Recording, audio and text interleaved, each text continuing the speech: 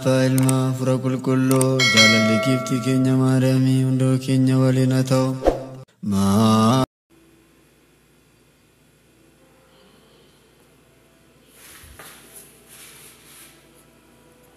Malak kam tidue kan jedhu jechuun andale momcha duuka waan jiraatu fi mootummaan shakkii hideera hide garuu ummanni Oromoo seerri jira seera sanatti fayyadamee sa'aatii 24 sana keessatti kissii amma poolisiin irratti banamee yaamamti kissiin irratti banamee dhugaasaa bokkee bu'ee hordofuu qaba hanga qaamni seeraa sun ragaa irratti argate yoo irratti turse mirga isaa yoo sarbaa jira ta'e kan saallee ummanni Oromoo hiriyoon isaa artistoonni beekamoon bira dhaabbatanii dhugaasaa barbaaduu fi qabu saafillee jechuudha. Maaliif har'a nam tokko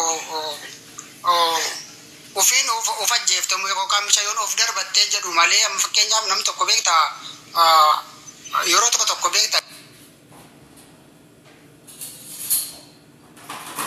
jinniin kunillee waan baay'ee nama ga'uu dandeessi.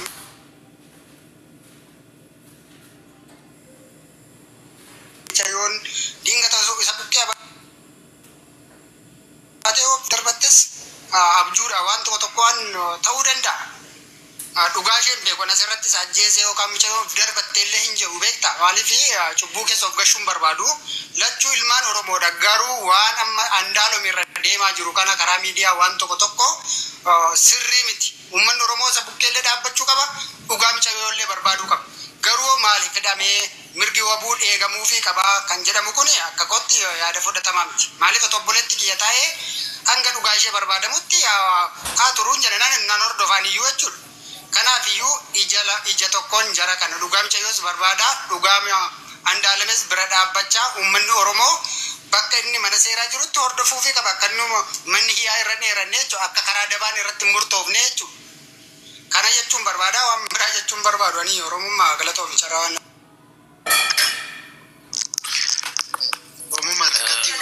Malalatooma yaada koo gootni lammiif dubbateera nagaan bula.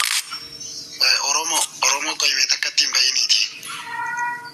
Ila gootni maal seete tasuma biyya Itoophiyaa jedhamtu kana keessatti Itoophiyaan dhugaa Hacaaluu barbaaddee hin argine dhugaa mucayyoo tanaa barbaaddee argiti ka jettani otoo rafiin abjachuu jedhama dhiisa. Sigalee dhugaa mucayyoo kanaa kan baasu yoo jiraate rabbiin bichaadha sigalee rabbi dhugaa isiin dabsiidha abbaa barbaade Andu'aalemiin haa ta'u karaa biraatiin haa ta'u rabbi wanti isaatti xiqqaate hin jiru wanti inni dadhabu hin jiru dhugaa mucattii tanaa rabbi haa baasu isin waaqayyoon waaqa bichaa kadhadhaa fi malee biyyi Itoophiyaa jedhamtu kun ka dhugaa Hacaaluu hin baasne sababa mucattii tanaatiif lubbuun namaa qaba'e.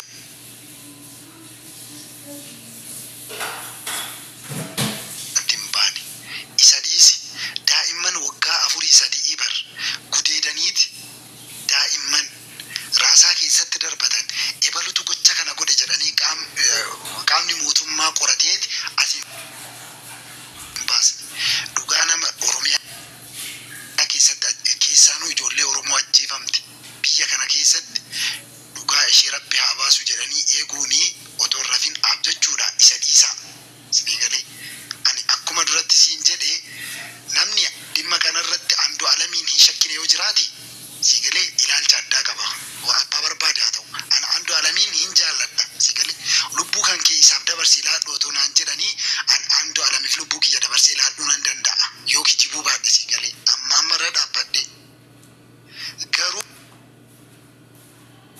Andu'aalemiin nan shakka mana tokko keessa waliin bulaniira waan ta'eef maaltu akka uumamu hin beeku hin shakka garuu shakki dhaguun ani durallee siin jedhee jira lootan akka seera adama kan duratti haasa'aa jirtu akkaataa seeraati sigalee akkaataa saayinsii seeraati kan haasa'aa jirtu garuu biyya kana keessa saayinsii seeraa jira ka jedhamu hin jiru sigalee dhugaan Hacaaluu kan argamne dhugaan ishiin argamu isa dhiisaati garuu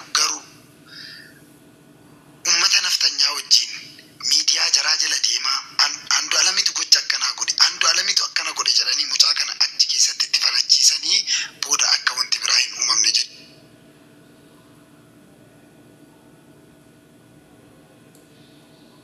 jechuudha malee waan biraa miti dhiifama naa godhaa yoo dogongore. Galatoomi kana dubbadde ani uummanni Oromoo Oromoo bira dhaabbachuu qaba, micaa bira dhaabbachuu qaba. Dhugaan isaa akka hin dabneen jedhee ani sallee barre. Ani micha yoollee sallee ogummiti. Lachuu ilmaan Oromoodha. Uummanni Oromoo hiriyoota qaba, artistoota baay'ee qaba.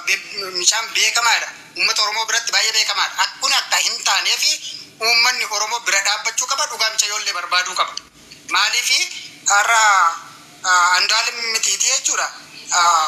Namni kaaniyyuu taraan tokkoyyuu jecha seerri abukaattoo bitatee bukkee dhaabbateetu mirga isaa falmata waan ta'eef Andu'aalem immoo nama beekamaadha. Uummanni Oromoo artistoonni hiriyoonni isaa yoo karaa addabaa itti deete karaa seeraa malee itti adeemaa jiru ta'e uummanni Oromoo hiriyoonni isaa yoonni mana hidhaa keessa jiraatellee mirga isaa sarbuu barbaadanillee abukaattoo bitanii fi isa bira dhaabbachuu qabu. Dhugaa micha yoollee too barbaadanii jechuudha. Garuu maaliif hidhamee kan jedhamu kun ana biratti fudhatama miti. Dhugaa yoo dubbanne jechuudha. Dhimma lubbuudha waan ta'eef mucayyoon kun obboleettii keenya intala Oromoodha. Innillee ilmoo Oromoodha. Oromoon illee isa bukkee dhaabbachuu qaba. Har'a warra bishoonni illee miidiyaa kanarratti isarratti waan dubbataa jiran kun sirrii miti. Kun sirrii miti jedhanii Oromoon bira dhaabbachuu qaba. Waan har'a miidiyaa kanarratti irratti deemamu kanallee akka Oromoon bira dhaabbate irraati dhaabsisu gochuu qaban jedhe malee ani Andu'aalemiin jibbee yookaan mucayyoo jaaladhee miti. Jarri nan beekan lachuu. Ani garuu ilmaan Oromoodha yaada koo iyyeeffadhe malee akkas jechuun barbaade galatooma hundi keessanii halkan gaarii qabadha. Gootni galatoomi anis waa dubbadheen bu'a Oromummaa. Seenaa yaada gaarii kaastittaatis galatoomi. Nuyi warri asirra jirru yaaduma mataa keenya akka ilmaan Oromoo tokkotti yaada olii ilaalla. Kan seenaan kan anaaf hin liqinfamne seenaan sirriidha jee giddiyaan natti hidhuu danda'u. Ani immoo gootatti kanadha jedheen sirriitti himeen dirqamaan yaada koo fudhachiisuu hin danda'u. Akka ilmaan Oromoo tokkotti garuu pilaatfoormii tiktookii kanaan yaada keenya olii kennachuu dandeenya. Kanaaf ani akka ilma Oromoo tokkotti Andu'aalemiin nan kabaja. Kanaaf akkaataa seenaan haasaa turteen akkaataa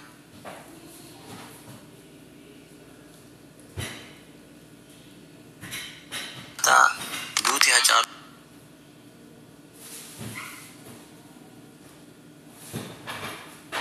fi duuti mucaa kanaa gonkumaa waliin argu.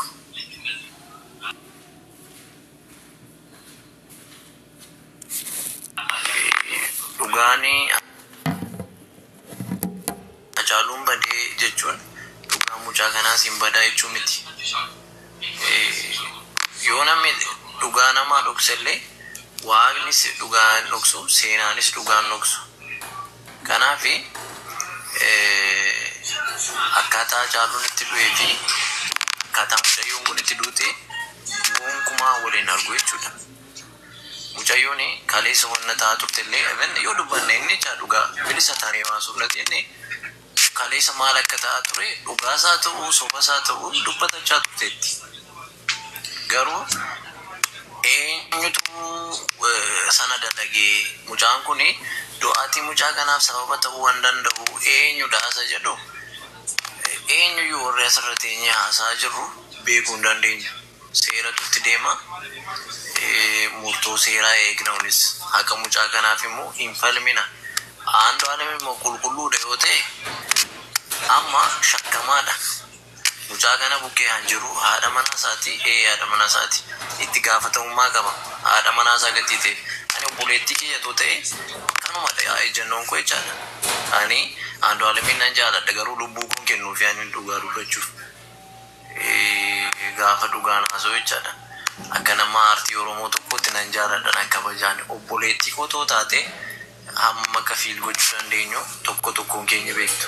Eenyuyyuu taanaan warra asirra teenyaa sun garuu mucaa kana immoo kaleessa maal turte akkamittiin ejjennoo akkasiilee yoo fi hin loofacheessee ta'e ejjennoo kaleessa maaltu kana gochuuf maaltu ishee dirqamsiisee kajoo adeemsa seeraatiin wanna adda booda.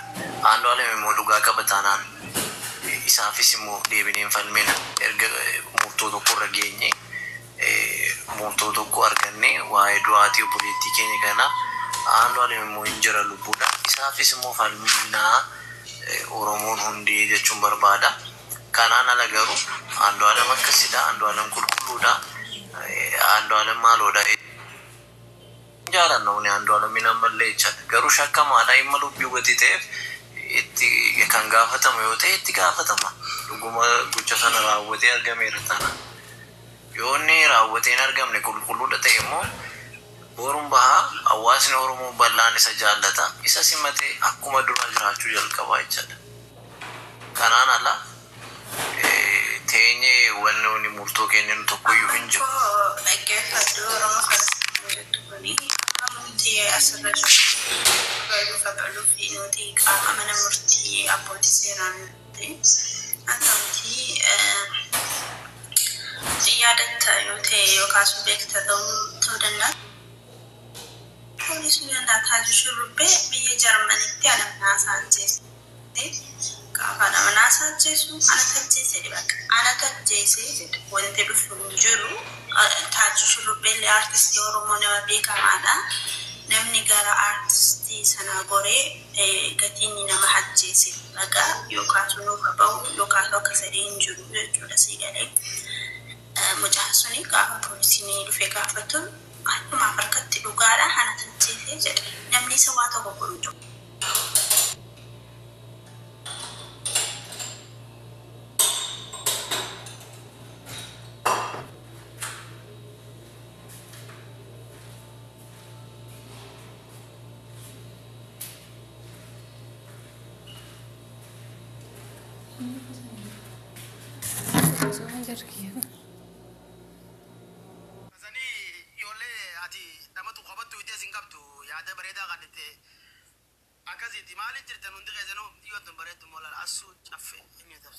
والله نجاك بلالا نملي كنا هبتن أنا ملي كنا هبتن نمنمان بتقصات الرجال دم نديك على دنا مسام بودر قرن دنا جي قصتمان أو سأقول رودي روجي ماتي ديو تنا ستين كسسوق بدي بوني تدويا أخي ما قرره وانغو تلالي وانغو تدشي وكذا بشانو بشان